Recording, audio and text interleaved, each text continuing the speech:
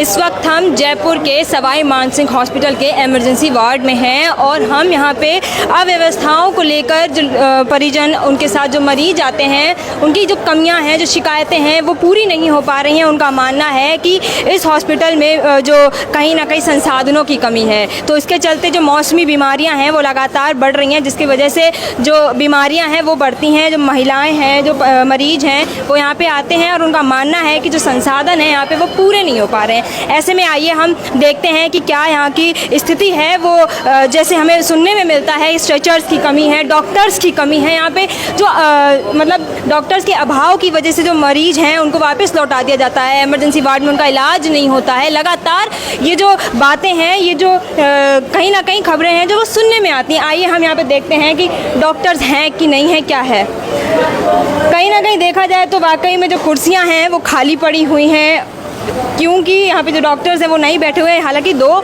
महिला डॉक्टर्स बैठी हुई हैं। आपकी चेयर है क्या ये?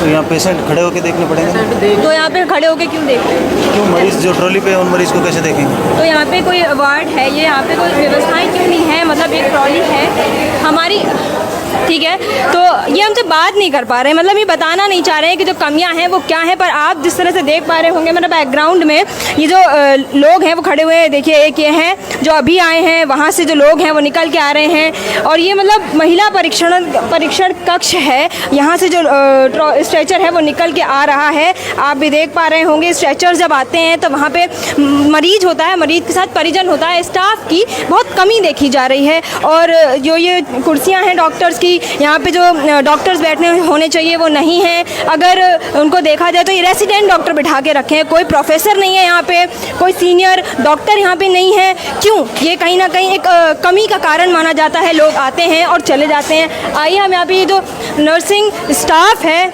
नर्सिंग स्टेशन है, वहाँ पे जो भीड़ है वो भी लगी हुई है। ये इमरजेंसी वार्ड की जो भीड़ है,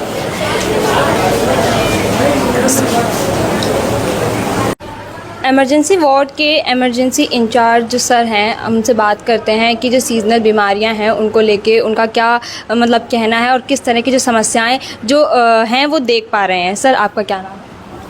मैं डॉक्टर BP मीना, मैं इधर इमरजेंसी इंचार्ज हूँ इमरजेंसी मेडिसिन के अंदर। और यहाँ जितने भी सारे जो पेशेंट्स हैं, मतलब अभी तो चलो सीजनल डिजीज़ का चल रहा है, बट अभी हमारा इमरजेंसी है वो राउंड पूरे साल है ना, राउंड द क्लॉक लगातार चलता रहता है। तो यहाँ पर तो हमेशा गंभीर श्रेणी के जो मरीज़ आते रहते हैं। रही बात जो सीजनल डिजीज़ की, तो सीजनल डिजीज़ के लिए तो जो ऑथेंटिक पर्सन है जिनको प्रशासन ने नियुक्त किया गया है वही लोग उसके बारे में कुछ ज़्यादा डिटेल बता सकते हैं।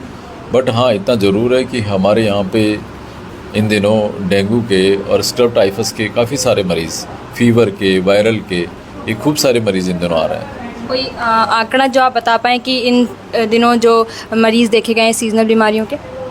एक्चुअली आंकड़ा तो सिस्टम से देख के एग्जैक्ट फिगर तो तभी पता लग पाएगा। बट हाँ, इतना ज़रूर है कि बड़ी भारी तादाद में जो हमारा रूटीन का जो